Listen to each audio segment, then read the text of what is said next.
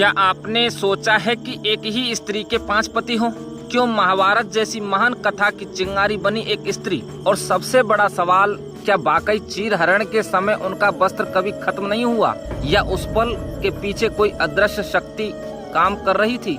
चलिए आज हम जानते हैं द्रौपदी के जन्म से लेकर उनकी मृत्यु तक के वो रहस्य, जिन्हें जानकर आप भी चौंक जाएंगे। द्रौपदी का जन्म किसी सामान्य स्त्री की तरह नहीं हुआ था। पांचाल नरेश राजा द्रौपद ने प्रतिशोध की भावना से एक महायज्ञ किया और उसी यज्ञ की अग्नि से प्रकट हुई 2 संतानों ने सबको चौंका दिया। एक थे धृष्टद्युम्न और दूसरी एक दिव्य तेज वाली कन्या कृष्णा, जिन्हें हम द्रौपदी के नाम से जानते हैं। कहा जाता है कि द्रौपदी का जन्म सिर्फ यज्ञ से नहीं बल्कि एक पूर्व नियोजित दिव्य योजना से हुआ था। ऋषि याज ने भविष्यवाणी की थी कि ये कन्या काली का अंश है जो अन्याय के अंत का कारण बनेगी। कुछ ग्रंथों में ये भी मिलता है कि द्रौपदी वास्तव में देवी शची का अंश थी और उन्होंने इंद्रदेव के श्राप को काटने के लिए पृथ्वी पर जन्म लिया।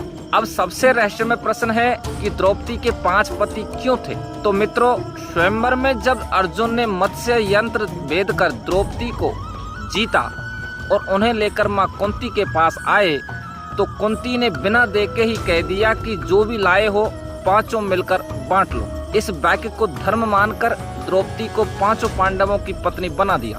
पर क्या सिर्फ यही कारण था?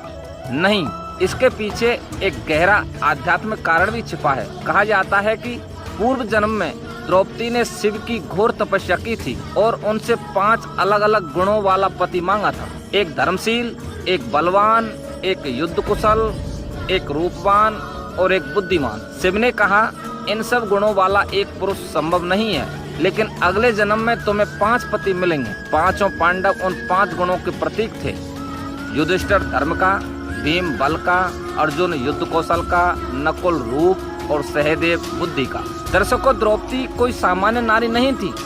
वो 5 तत्वों को बांधने वाली एक शक्ति थी। पृथ्वी, जल, अग्नि, वायु और आकाश, इन सब के संतुलन की सजीव प्रतिमा थी। अब आते हैं महाभारत की सबसे हृदय विदारक घटना, द्रौपदी के चीरहरण पर। दूत सभा में पांडव एक एक कर सब कुछ हार गए, राज्य, गहने, अस्त्र शस्त्र और अंत में अपनी पत्नी द्रौपदी को। दुर्योधन के इशारे पर दुशासन जब द्रौपदी को खींचता है तो वो सभा के बीच लाई जाती हैं, लेकिन द्रौपदी हार नहीं मानती। उनके वस्त्र हरण की आज्ञा दी जाती है। वो आंखें बंद करती हैं और भीतर से कृष्ण को पुकारती हैं, हे गोविंद, हे माधव, रक्षा करो मेरी लाज की। और तभी वो चमत्कार होता है कि दुशासन उनका वस्त्र खींचता जाता है, लेकिन वस्त्र खत्म नहीं होता, वो बढ़ता ही जाता है। ये सिर्फ चमत्कार नहीं था, बल्कि ये एक गूढ़ शक्ति की उपस्थिति थी।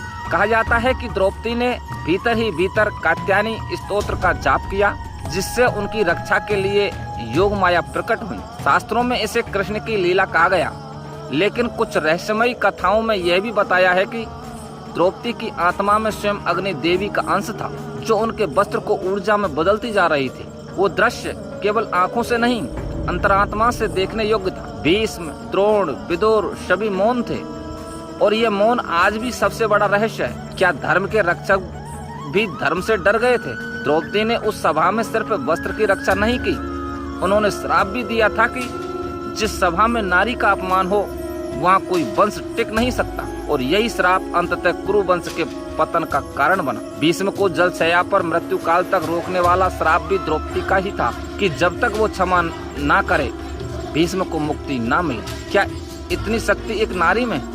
हाँ, क्योंकि वो सिर्फ एक स्त्री नहीं थी, वो अग्नि से उत्पन्न वो तेज थी जो अन्याय का अंत करने आई थी। महाभारत के अंत में जब पांडव हिमालय की ओर महाप्रस्थान पर निकले तो सबसे पहले गिरने वाली थी द्रौपदी।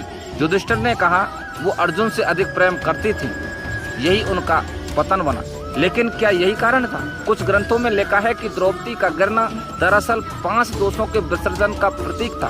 वो अहंकार, राग, दोष, मोह और क्रोध। हिमालय की बर्फ में गिरते हुए द्रौपदी ने उन 5 को त्याग दिया। उत्तराखंड के माणा गांव में आज भी कहा जाता है कि एक विशेष रात में एक नीली नारंगी ज्वाला दिखाई देती है, जिसे द्रौपदी दीप कहा जाता है।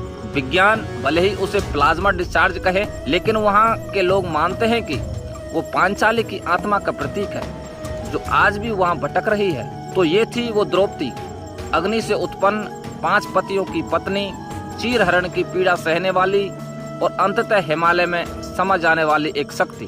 क्या आपको लगता है कि द्रौपदी का वस्त्र रक्षा चमत्कार था या आध्यात्मिक विज्ञान? कमेंट करके जरूर बताएं। अगर वीडियो अच्छा लगा हो तो लाइक करें, शेयर करें और ऐसे ही और रहस्यमयी विषयों के लिए चैनल को सब्सक्राइब करना ना भूलें। धन्यवाद।